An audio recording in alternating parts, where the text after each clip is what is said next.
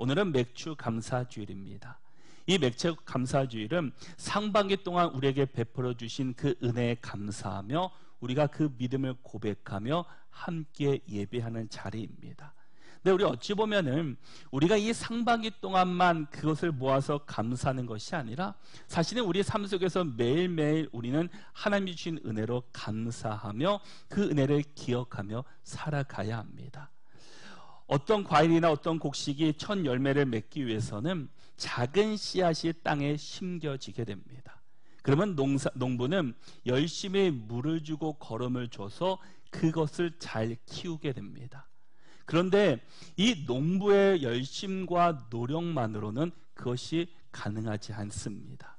하나님께서 때때마다 비를 내려주시고 때때마다 좋은 날씨를 주셔야지 좋은 열매를 맺게 됩니다. 우리가 주변에 보면은 인위적으로 하우스에서 그 열매를, 과일을 수확하는 경우들이 있습니다. 그런데 그 주변을 보면은 자연에서 그 생성된 그 과일과 하우스 과일은 분명히 맛이 다르게 됩니다. 이처럼 이 작은 곡식 하나도 하나님의 은혜와 도움 없이는 자라날 수 없다라는 겁니다. 이것은 우리의 삶 속에서도 마찬가지입니다. 우리의 삶 속에서도 하나님의 은혜 없이는 우리는 살아갈 수 없습니다. 어쩌면 매일매일 살아가는 것이 하나님의 은혜이고 하나님의 도우심입니다. 우리가 밤에 눈을 감고 아침에 눈을 뜨는 것조차도 사실 하나님의 도우심이고 은혜입니다. 그러기에 우리는 상반기 동안 우리가 하나님께서 나에게 베풀어 주신 은혜를 다시 한번 기억하면서 상반기 때만은 감사하는 것이 아니라 매일매일의 삶 속에서 늘 감사를 올려드리는 우리 모두가 될 수 있기를 바랍니다. 오늘 우리가 함께 살펴볼 말씀은 이 단순히 이 물질적인 축복을 약속하시는 것을 넘어서 우리 삶의 태도와 신앙의 본질에 대해 깊이 그 생각하고 교훈을 주는 말씀이기도 합니다. 오늘 이 말씀을 통해서 우리가 이 어떻게 하나님을 진정으로 공경하며 그 안에서 참된 풍요를 누릴 수 있는지를 말씀을 통해 함께 살펴보려고 합니다. 여러분들은 우리를 부르신 하나님의 뜻이 어디에 있는지를 생각해 보신 적이 있으십니까? 이것은 우리가 너무나 잘 아는 말씀인 이 데살로니가전서 5장 18절에서는 이렇게 말씀하고 있습니다. 범사에 감사하라. 이것이 그리스도 예수 안에서 너희를 향하신 하나님의 뜻이니라. 여러분, 우리가 기뻐하고 기도하는 것도 또 범사에 감사하는 것이 바로 하나님의 뜻이다라고 성경은 말씀하고 있습니다. 하나님께서는 우리에게 원하시는 것은 우리가 늘 매일의 삶 속에서 감사하며 살아가기를 원하고 계시다라는 겁니다. 우리는 흔히 감사할 만한 일이 있기에 감사하고 좋은 일이 있을 때만 감사하는 것이 우리 인간적인 모습이기도 합니다. 하지만 이 데살로니가 전서에서는 뭐라고 말씀합니까? 범사에 감사하라라고 말씀합니다. 이 범사라는 단어는 모든 상황, 즉 좋은 일이든 힘든 일이든 기쁜 일이든 슬픈 일이든 그 모든 것을 포함하고 있습니다. 이는 우리가 처한 상황의 자체에 감사라는 뜻이 아닙니다. 그 감사의 주체가 내가 아니라 하나님이셔야 한다라는 겁니다. 우리가 좋은 일이든 힘든 일이든 기쁜 일이든 슬픈 일이든 그것을 결정하는 기준이 무엇입니까? 바로 나 자신입니다. 나 자신이 보기에 이것은 좋은 일이고 힘든 일입니다. 내가 보기에 이것은 좋은 일이고 슬픈 일입니다.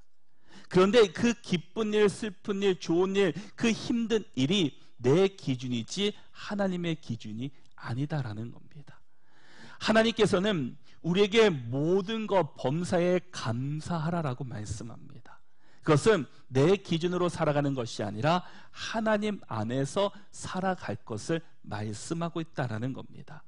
요셉이 형들에게 팔려가고 이 노예로 그 살았음에도 불구하고 결국 애굽의 총리가 되어 가족을 구원했듯이 하나님은 우리의 모든 상황 속에서 선한 계획을 가지고 계십니다. 그것이 좋은 일이든 힘든 일이든 기쁜 일이든 슬픈 일이든 하나님께서는, 하나님 안에서는 그 모든 것이 하나님의 선한 계획이셨다라는 겁니다. 우리는 우리가 처한 상황 자체에 감사하지 못합니다. 예를 들어서 어려운 고난이나 그 실패 속에서 이 고난이 있어서 감사합니다라고 말할 수 있는 사람은 많지 않습니다. 여기서 범사에 감사라는 것은 어떤 상황 속에서도 역사하시는 하나님을 신뢰하고 그분의 섭리 안에서 감사의 이유를 찾으라라는 겁니다. 여러분, 우리가 지난 6개월은 어떠하셨습니다? 내가 걱정한 대로 살았나요? 아니면 그것을 통해 일하시는 하나님의 은혜로 살았습니까? 우리가 생각하는 걱정거리의 95%는 우리가 할 수 없는 일이다라고 이야기합니다. 우리가 걱정하고 우리가 염려한 대로 살았던 사람은 없습니다. 그것을 통해서 하나님께서는 일하셨고 하나님의 뜻은 선한 계획으로 만들어 주셨습니다.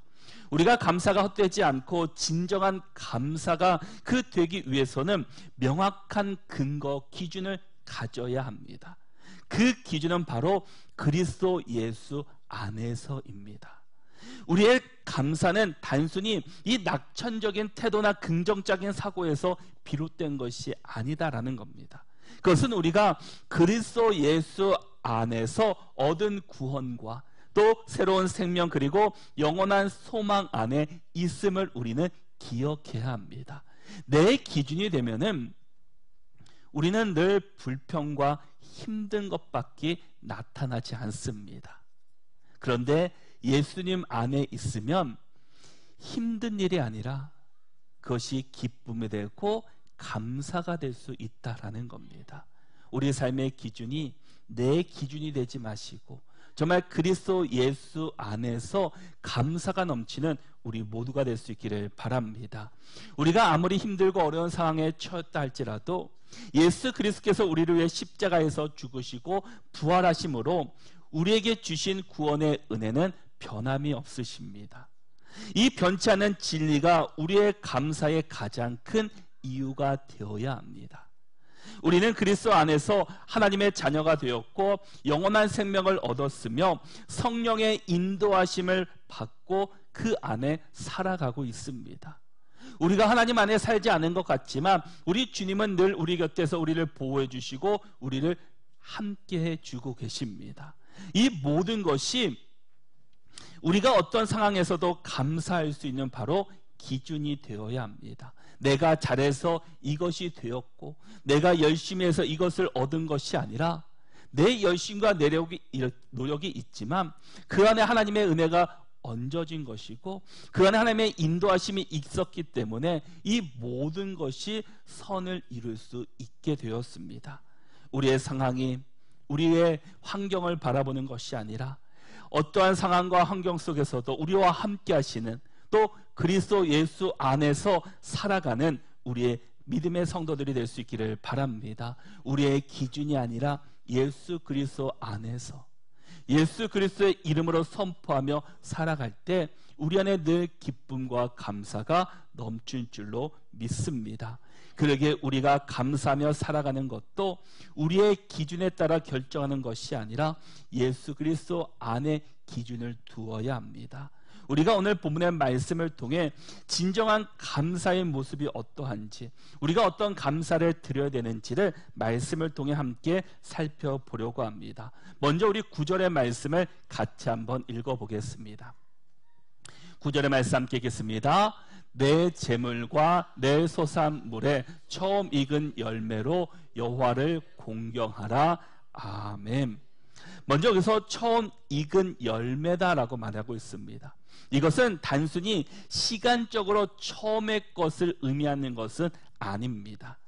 그것은 가장 소중하고 가장 귀하며 가장 우선적으로 구별하여 드리는 열매를 의미하고 있습니다. 고대 이스라엘 백성에게 농사는 생존의 전부였습니다. 그들에게 첫 열매는 한 해 농사의 바로 시작이자 미래의 풍요를 기대하는 희망의 상징이기도 했습니다. 그런 첫 열매를 하나님께 드린다는 것은 단순히 수확물 중에 일부를 드리는 행위를 넘어섭니다. 그 이유가 먼저는 하나님께 대한 최상의 감사를 의미하고 있다는 겁니다. 이 첫 열매를 드렸다라는 것은 이 첫 열매를 드릴 때 이 모든 수확은 내가 잘해서 얻은 것이 아니라 전적으로 하나님의 은혜와 돌보심 덕분임을 고백하는 겁니다. 마치 어린 자녀가 이 처음으로 그린 그림을 이 부모에게 자랑스럽게 내밀듯 하나님께 최선을 다해 감사를 표현한 것입니다. 이 첫 열매를 드린다라는 것은 그것이 어떠한 최상의 상품, 가장 비싼 것을 드리는 것이 아니라 그 첫 열매가 주인이 하나님의 것임을, 그 첫 열매의 첫 시작이 하나님의 은혜였음을 고백하며 드리는 것이다 라는 겁니다. 이것은 형식적인 감사가 아니라 마음 깊은 곳에서 우러나오는 진정한 감사의 표현이고, 이 모든 것이 하나님의 은혜의 것임을 그가 고백하는 자리입니다. 그리고 두 번째는 하나님께 대한 온전한 신뢰를 나타나고 있습니다. 첫 열매를 드린다는 것은 나머지 수확물도 하나님께서 책임져 주실 것을 믿음으로 고백하는 겁니다. 아직 모든 수확물이 끝나지 않은 상황에서 가장 귀한 것을 먼저 드렸다라는 것은 마치 보이지 않는 미래를 향해 이 발걸음을 내딛는 것과 같다라는 겁니다. 이는 하나님이 저의 미래를 책임져 주십니다. 하나님께서 저의 먹을 것과 입혀 주실 것, 앞으로의 모든 것들을 하나님께서 지켜 주실 것을 믿습니다라는 그 고백이 담겨져 있다라는 겁니다. 그러기에 우리의 처음에 드리는 그것은 그 어떤 것보다 가장 귀하고 은혜롭다라는 것을 우리는 기억해야 합니다. 그래서 사랑하는 성도 여러분, 오늘 우리는 우리의 삶 속에서 어떤 첫 열매를 하나님께 드리고 있습니까? 그것은 우리의 물질만이 아닙니다. 우리의 시간, 우리의 재능, 우리의 마음, 우리의 삶의 모든 영역에서 우리는 하나님께 가장 귀한 것을 드리고 있습니까? 우리가 하나님께 드리는 첫 열매는 단순히 헌금만이 아니라 바로 우리의 삶의 우선순위가 어디에 있는지를 우리에게 보여주는 모습이기도 합니다. 그래서 마태복음 6장 33절에서도 그런지 너희는 먼저 그의 나라와 그의 의를 구하라. 그리하면 이 모든 것을 너희에게 더하시리라. 너희는 먼저 그의 나라와 그의 의를 구하라 라고 말씀합니다. 여러분의 매일의 삶 속에서도 처음에 드리는 모든 것에서도 먼저 그의 나라와 그의 의를 구하라 라고 말씀합니다. 우리의 삶의 우선순위는 먼저 그의 나라 하나님께 드려져야 합니다. 그것이 물질이 되든지 시간이 되든지 우리의 삶의 모든 영역이 먼저 하나님께 온전히 드려져야 합니다. 그럴 때 우리에게 하나님의 은혜가 더 입혀지게 됩니다. 그러기에 우리가 하루를 시작하면서 예배하고 묵상하고 하나님께 온전하게 올려드리는 것이 너무나 중요하다라는 겁니다. 바로 그것이 하루의 삶을 책임져 주기 때문입니다. 이 하루의 삶을 첫 시간을 드린다는 것은 오늘 하루도 내가 하나님을 의지하며 살겠습니다라고 드려지는 겁니다. 우리가 또 각자의 또 생활 패턴이 달라서 아침에 일어나지 새벽에 일어나지 못한다면 일어나는 그 첫 시간을 먼저 하나님께 온전히 드리시기를 바랍니다. 그럴 때 하나님께서는 그 하루를 책임져 주시고 더 좋은 것으로 인도해 주실 것입니다. 또한 9절의 말씀을 또 한 번 더 살펴보시면 내 재물과 내 소산물의 처음 익은 열매로 여호와를 공경하라라고 말씀합니다. 성경은 첫 열매로 여호와를 공경하라라고 말씀합니다. 이 공경하다라는 히브리어는 카바드입니다.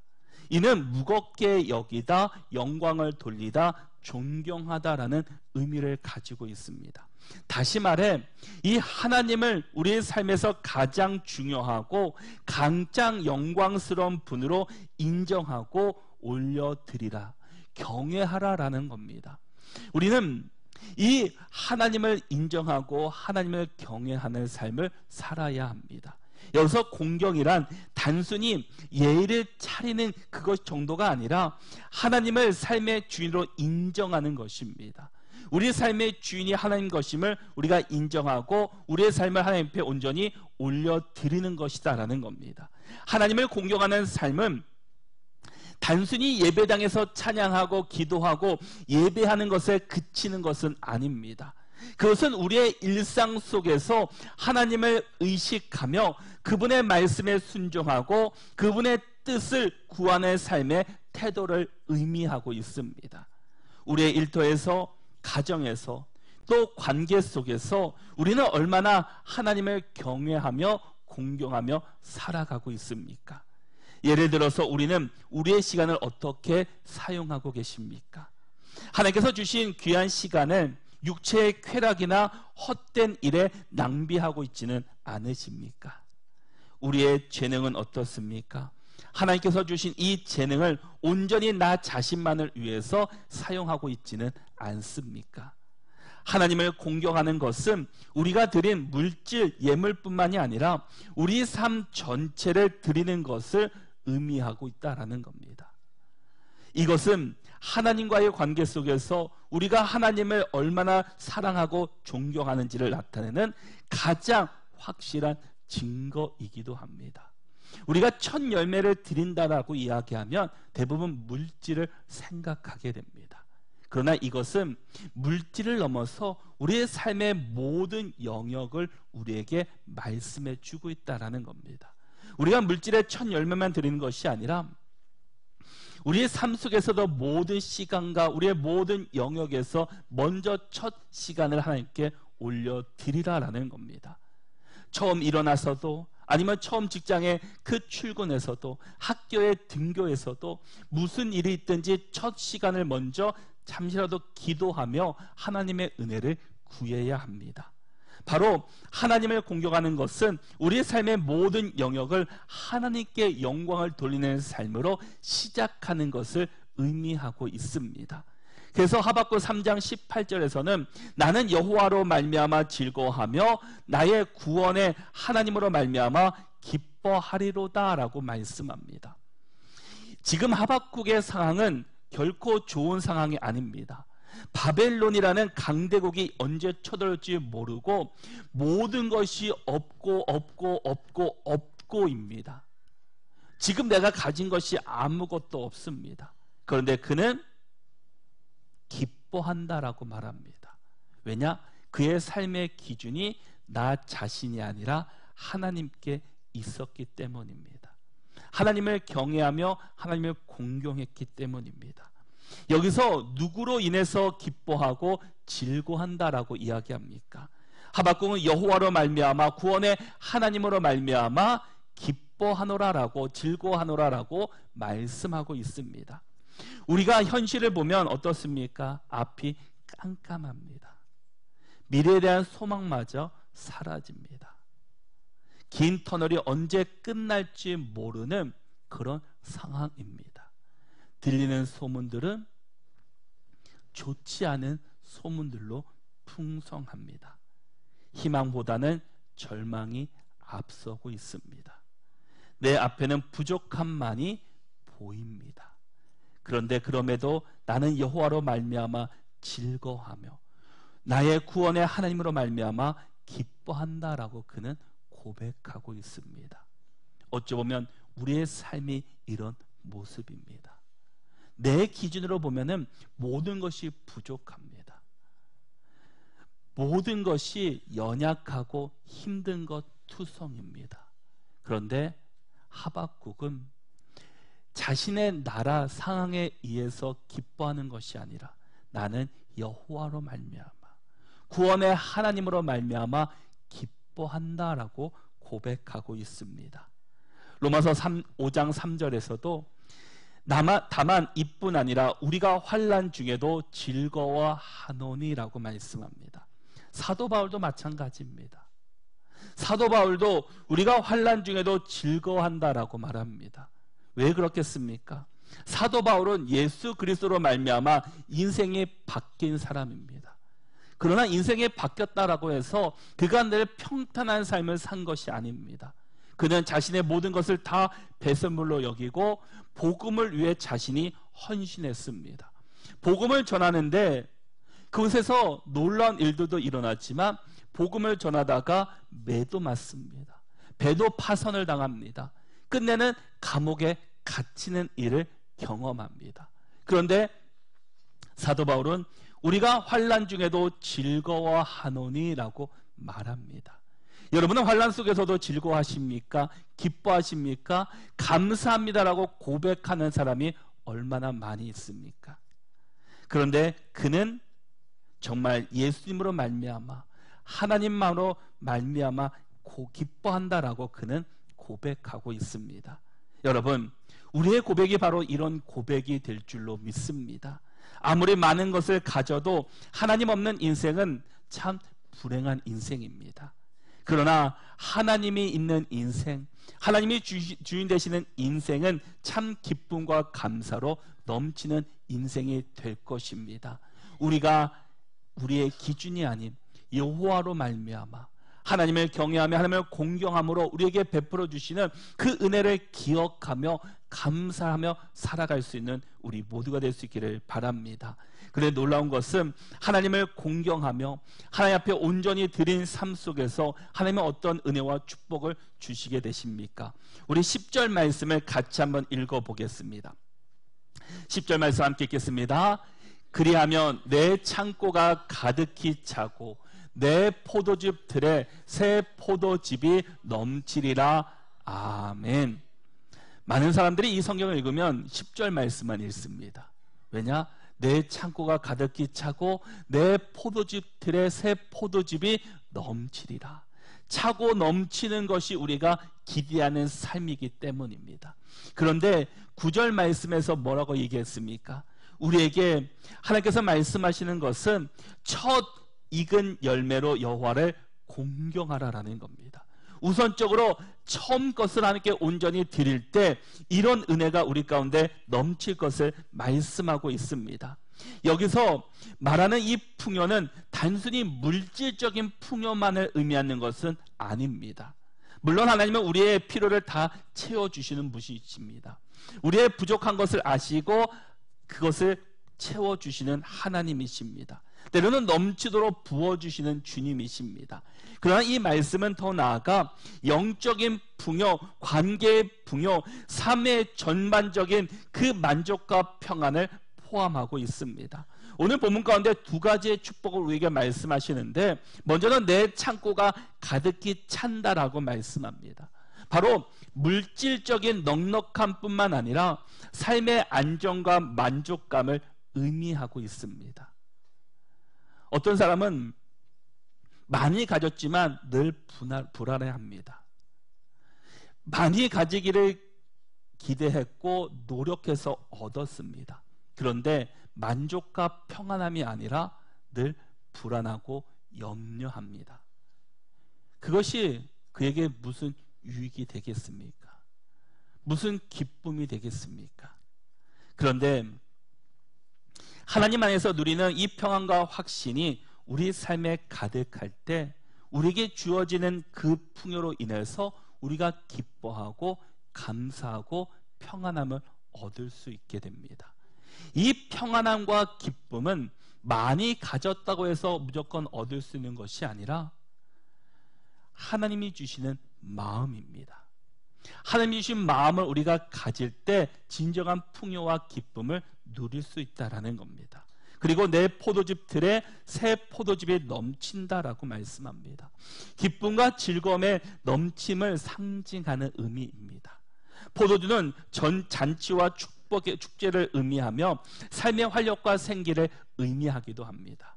하나님을 공경하는 자의 삶에는 마르지 않는 기쁨의 샘이 넘친다라는 겁니다. 이것은 우리가 하나님께 무엇을 드렸기에 대가로 얻은 축복이 아닙니다.